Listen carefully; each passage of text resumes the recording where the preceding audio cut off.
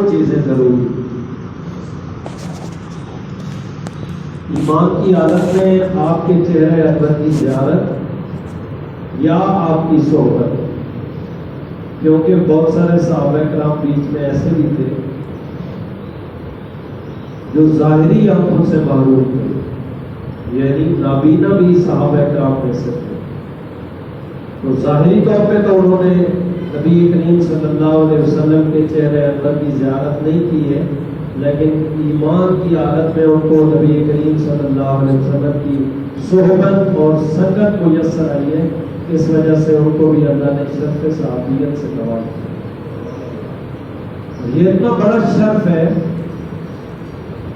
حضرت خواجہ قمر الدین سیالوی رحمۃ اللہ تعالیٰ علیہ آپ فرماتے ہیں کہ ساری دنیا کے اولیاء، غوث، قطب، ابدال جتنے مراتب ہیں وہ سارے کے سارے اکٹھے کیے جائیں، اور دوسری سائڈ پہ ایک صحابی جس سواری کے اوپر سوار ہوتا ہے، صحابی خود نہیں، جس سواری کے اوپر سوار ہوتا ہے اس سواری کے نتنوں کے ساتھ لگی ہوئی خاک کے برابر نہیں ہو سکتی۔ ولایت، غوثیت، قطبیت، ابدال ہونا بہت بڑے بڑے شرف ہیں، لیکن یہ سارے اکٹھے کیے جائیں اور دوسری سائڈ پہ جس سواری کے اوپر ایک صحابی سوار ہوتا ہے اس کے نتنوں کے ساتھ لگی ہوئی خاک کے برابر نہیں ہو سکتی۔ اور یہ شرف کیا نمازوں سے ملتا ہے، روزے سے ملتا ہے، حج سے ملتا ہے، زکوٰۃ سے ملتا ہے، عمرے زیادہ کرنے سے ملتا ہے، تلاوت قرآن سے ملتا ہے۔ اگر اس طرح ہوتا تو پھر سارے اس شرف سے مستفید ہوتے اور سب کو یہ نصیب ہوتا۔ ایک بندہ آتا ہے نبی کریم صلی اللہ علیہ وسلم کی بارگاہ میں، ایمان کی دولت اس کو نصیب ہوتی ہے، چند لمحے گزرتے ہیں، حکم ہوتا ہے کہ چلو جنگ پہ چلنا ہے، کفار کے مقابلے میں لڑنا ہے اسلام کے دفاع کے لیے، کلمہ پڑھا، ساتھ چلے گئے، وہاں پہنچے، اللہ نے شہادت کا مرتبہ عطا فرمایا۔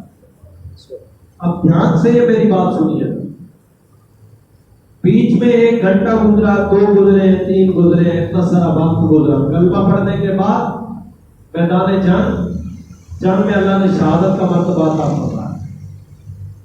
اب اس دورانیے میں انہوں نے نماز نہیں پڑھی ہے کیونکہ نماز کا وقت ہی نہیں ملا ہے، روزہ نہیں رکھا ہے کیونکہ رمضان کا مہینہ ہی نہیں تھا، حج نہیں کیا ہے، زکوٰۃ نہیں دی ہے، کوئی اور صدقہ خیرات کوئی ایسا عمل نہیں کیا ہے، لیکن ساری دنیا کے مراتب سے افضل ہے، ساری دنیا کے مراتب سے زیادہ ان کو فضیلت حاصل ہے۔ 1 گھنٹہ گزرا ہے، کلمہ پڑھا ہے، شہادت کے مرتبے پہ فائز ہو گئے، ساری دنیا کے مراتب سے افضل ہو گئے۔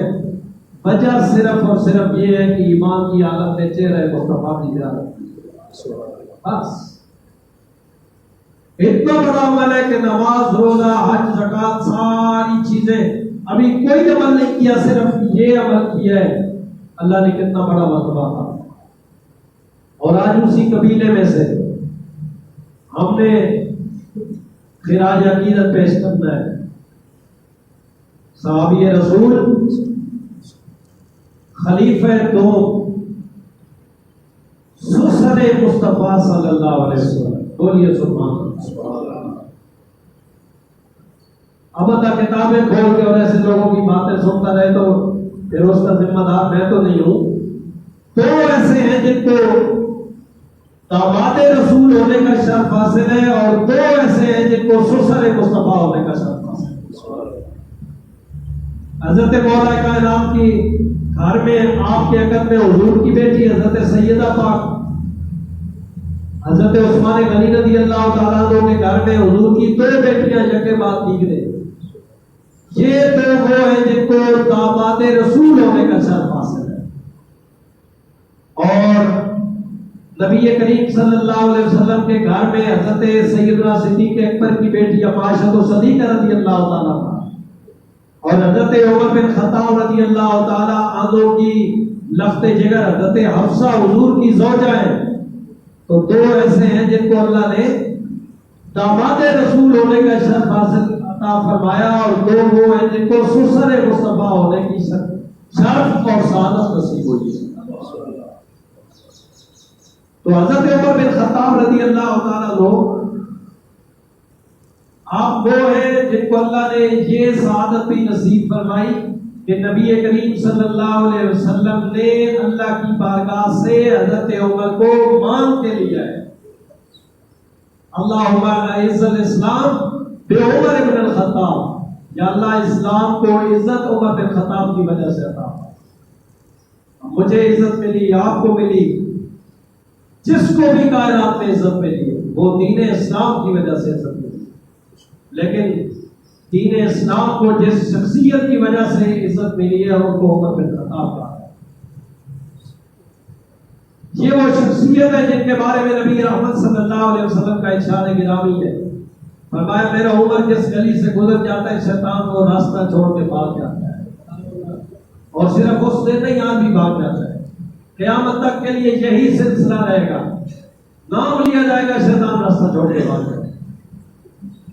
روگ اور دبدبا ہوتا ہے، بندہ آ رہا ہے راستے میں اور بغل میں شراب کی بوتل ڈالی ہوئی، جو ہی نظر پڑی تو سامنے دیکھا حضرت عمر بن خطاب رضی اللہ عنہ، اور آپ کا قد مبارک بھی بڑا فٹ فاٹ تھا اور روگ اور دبدبا بھی اللہ نے بڑا عطا فرمایا۔ جو ہی اس کی نظر پڑی ہے اور پتہ تھا بھائی شراب کی بوتل بھی بغل میں اور کام تو خراب ہو گیا، اس نے سوچا میں کوئی ایسا جملہ بولوں گا کہ آج جان بچ جائے، اور فٹافٹ اس نے اللہ کی بارگاہ میں سچی توبہ کی، یادہ یہ آج بچا لے، آئندہ کے لیے ایسا کام نہیں کروں گا۔ اور اس سے یہ پتہ چلا ہے کہ بندہ اگر اللہ کی بارگاہ میں سچی لوگ لگا لیتا ہے نا، سچے دل سے اس کی بارگاہ میں آ جاتا ہے، تو پھر اللہ بڑا کریم ہے، بندے کا بھرم رکھ لیتا ہے، وہ بڑا لجپال ہے، پھر بندے کو رسوا نہیں کرتا ہے۔ اس نے فٹافٹ توبہ کی ہے، بھئی اللہ آج بچ جاؤں، آئندہ ایسا گناہ نہیں کروں۔ حضرت فاروق اعظم قریب آئے، آپ نے پوچھا بھائی بوتل میں کیا ہے؟ اس نے کہا اس میں سرکہ ہے۔ کیا ہے؟ بولے نا، سرکہ ہے۔ اور بوتل میں تھا کیا؟ شراب۔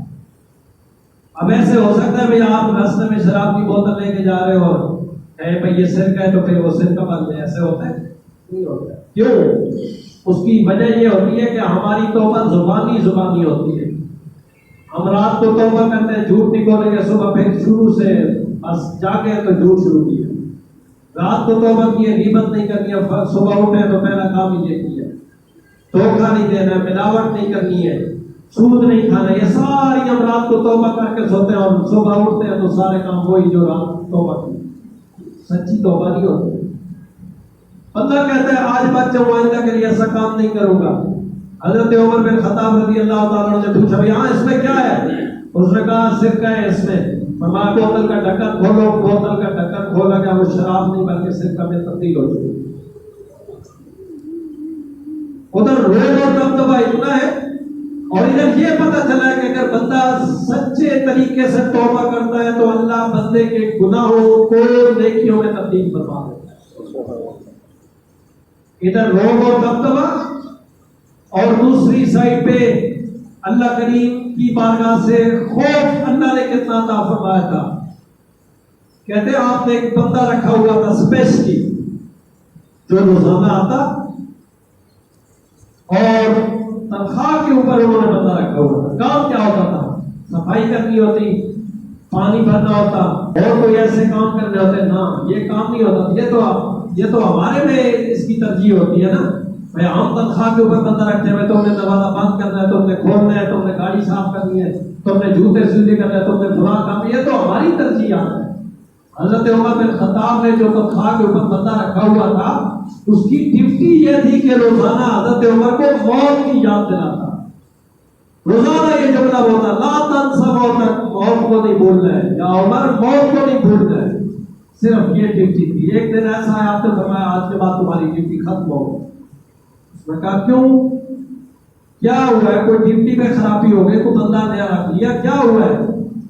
تو آپ نے فرمایا جو کام تمہارے سے میں لیتا تھا نا وہ اب تمہاری ڈیوٹی ختم ہو گئی ہے، اور وجہ یہ بتائیے کہ میری داڑھی میں ایک بال سفید آ گیا ہے۔ کتنے بال؟ اونچا بولے، ایک بال سفید آ گیا، اس پہ غور کرنا ہے، ایک بال سفید آ گیا۔ آج کے بعد تجھے یہ ڈیوٹی کرنے کی ضرورت نہیں ہے کہ تو آ کے مجھے بہت یاد دلائے، اب یہ جو میری داڑھی میں ایک بال سفید آ گیا ہے نا، یہی مجھے بہت یاد دلانے کے لیے کافی ہو جائے گا۔ اور ہماری ساڑھی سفید ہو گئی ہے تب بھی موت کا کوئی پتہ نہیں، موت کی فکر نہیں۔ ادھر حضرت عمر بن خطاب کو روب اور نبدبا اتنا، اور دوسری سائڈ پہ خوف خدا، اور قرآن کریم کے ساتھ آپ کا لگاؤ، آپ کی محبت۔ ہم تو ان شخصیات کا نام لیتے ہیں، نعرہ لگاتے ہیں، محافل کرتے ہیں، مسبات کرتا ہے، اور اس کے علاوہ ہمارا کوئی کام نہیں۔ حالانکہ اگر ان کی ہم زندگیاں پڑھیں اور ان کو اپنی زندگی میں اپلائی کریں تو یقین کریں زندگی بڑی آسانی سے گزر سکتی ہے۔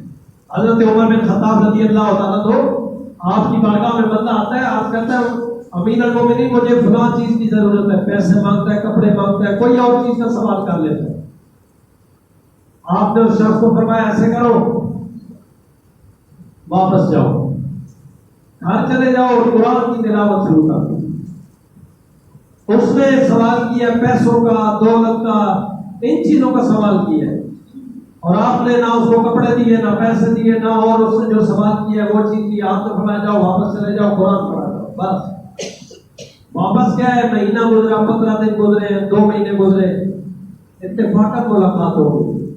اور آپ کو بتایا کہ کسی کو کوئی چیز نہ دی جائے اور پھر ملاقات ہو جائے تو کوئی نہ کوئی اتفاقاً ایسے جملے نکل جاتے ہیں، بھائی آپ پھر اس کے بعد ملے ہی نہیں ہو، آپ نے کسی کو سائیکل نہیں دی، کسی کو موٹر سائیکل نہیں دی ہے، پھر جب ملاقات ہوگی تو پھر یہ جملے اتفاقاً بولے جاتے ہیں، یا پھر اس کے بعد پھر آپ آئی نہیں ہو۔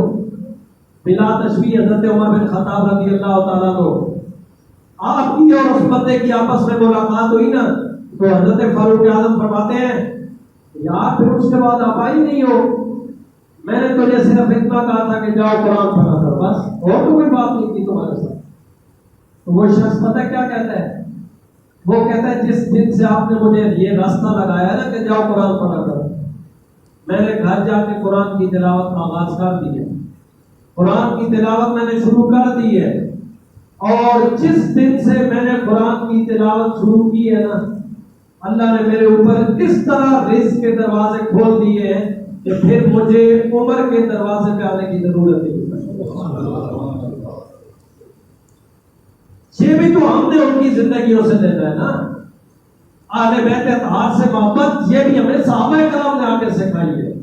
صرف اسٹکر لگانے سے یہ کام نہیں چلتا ہے، بلکہ اگر ان کی زندگی کو پڑھا جائے، آپ میں سے اللہ کریم نے جن کو یہ سعادت عطا فرمائی ہے، مدینہ المنورہ میں نبی رحمت صلی اللہ علیہ وسلم کے روضہ انور کی زیارت کی ہے، اللہ سب کو یہ سعادت نصیب فرمائے۔ کچھ بولے آپ؟ باب السلام سے بندہ داخل ہوتا ہے نا سلام عرض کرنے کے لیے، تو جو ہی بندے کا داخلہ ہوتا ہے تو آپ داخل ہوتے ہی یہ اوپر نظر اٹھائیں گے نا تو بیچ میں ایک چھوٹا سا آپ کو ایک خانہ نظر آئے گا، جس طرح بندہ دیوار لگاتا ہے نا، پھر اس کا پلستر کرواتے ہیں تو بیچ میں وہ کوازہ لگاتے ہیں، اور بیچ میں اینٹ کی جگہ خالی ہوتی ہے جس میں وہ لکڑیاں آپ وہاں پہ لگاتے ہیں، ہوتا ہے نا؟ سمجھ آ رہی ہے بات کی؟ تو اس طرح کا ایک خانہ آپ کو نظر آئے گا۔ یہ وہ جگہ ہے جہاں پہ حضرت عباس بن عبد المطلب نبی رحمت صلی اللہ علیہ وسلم کے چچا جانی کا گھر مبارک تھا، اور یہ جو جگہ چھوٹی سی خالی ہے نا، اب بھی خالی ہے، اب صدیاں گزر گئی ہیں، وہ 1450-1500 سال گزر گئے، وہ جگہ اب بھی خالی ہے۔ تو اس جگہ پہ حضرت عباس رضی اللہ تعالیٰ عنہ نے اپنے گھر کا پرنالہ رکھا ہوا تھا۔ حضرت فاروق اعظم کا دور حکومت آیا، آپ وہاں سے گزرے کیونکہ وہ راستہ مسجد نبی کی طرف جاتا تھا، اور بارش ہوتی تو پرنالے سے پانی نیچے گرتا ہے، آپ گزرے تو آپ نے دیکھا ہے بھئی یہ پانی گر رہا ہے، اور جو لوگ نماز پڑھنے کے لیے آتے ہیں ان کے کپڑے گیلے ہو جاتے ہیں، تو آپ نے ایسے کیا اور پرنالے کے لیے حکم دیا کہ اس کو کھیڑ دیں. لوگ یہاں سے گزرتے ہیں اور پانی گرتا ہے اور لوگوں کے کپڑے گیلے ہو جاتے ہیں. پرنالہ آپ نے ہٹوا دیا. کچھ ٹائم گزرا نا تو حضرت عباس رضی اللہ تعالیٰ عنہ نکلے گھر سے یا کہیں سے واپس آئے. آپ نے دیکھا بھائی پرنالہ موجود نہیں ہے. آپ نے پوچھا یہ کدھر گیا ہے؟ تو لوگوں نے بتایا کہ یہ حضرت فاروق اعظم رضی اللہ تعالیٰ عنہ نے ہٹوا دیا ہے اس کو، کیونکہ بھائی بارش آتی ہے تو پانی اوپر سے گرتا ہے اور سوادیوں کے کپڑے گیلے ہو جاتے ہیں. تو آپ نے نا ناراضگی کا اظہار فرمایا.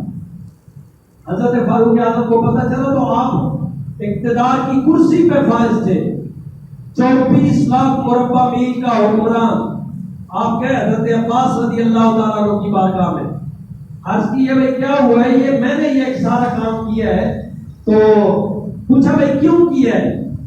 آپ نے ساری وجہ بتائی کہ اس طرح بارش ہوتی ہے، پانی گرتا ہے، نمازیوں کے کپڑے گیلے ہو جاتے ہیں، تو اس وجہ سے میں نے ہٹا دی ہے.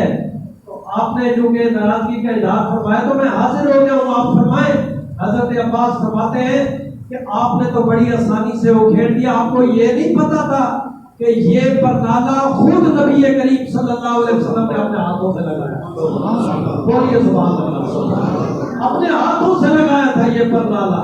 حضرت فاروق اعظم قوم کے آپ نے عرض کی ہے کہ میں نے تو یہ کام اس لیے کیا تھا، اگر یہ نبی رحمت صلی اللہ علیہ وسلم نے پرنالہ اپنے ہاتھ مبارک سے لگایا نا تو ایسے کرتے ہیں میں نہیں لگاتا ہوں اس کو، میں سواری بنتا ہوں نیچے، میں نیچے بیٹھتا ہوں، آپ میرے اوپر اپنے قدمین شریفین رکھیں اور اس پرنالے کو دوبارہ سے لگائیں جس طرح نبی رحمت صلی اللہ علیہ وسلم نے یہ پرنالہ لگایا.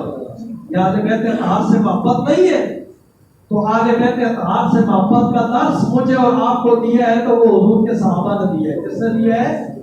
اونچا بولے اور اونچا بولے.